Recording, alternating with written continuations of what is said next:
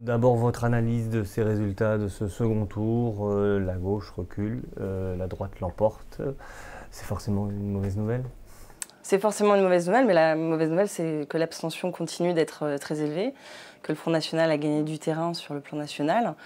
Et évidemment que c'est une mauvaise nouvelle que des départements passent à droite. Maintenant, je pense qu'il faut que les partis traditionnels de gauche sachent retenir la leçon de cette élection, qui semble à nouveau être une élection d'enjeu national. C'est-à-dire que les électeurs continuent apparemment à avoir un vote, un comportement qui est en réponse à l'appréciation de la politique nationale. Au niveau national, il faut que les Verts rentrent au gouvernement, il faut que la gauche s'élargisse.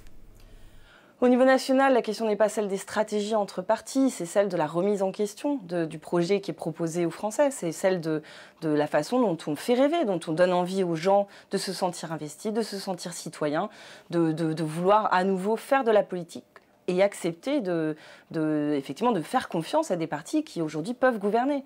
Et c'est celle de comprendre aussi ce vote, de comprendre la montée du Front National, de comprendre l'abstention.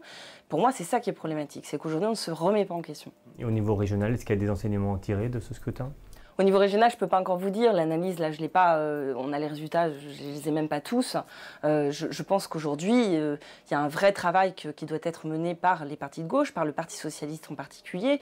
Nous, à Europe Écologie Les Verts, on continue d'être dans un souci d'aller vers le citoyen, d'engager un dialogue et d'ouvrir le plus possible notre écoute et nos partenariats avec la société civile pour effectivement saisir ces rouages et être capable d'apporter des réponses opérationnelles demain.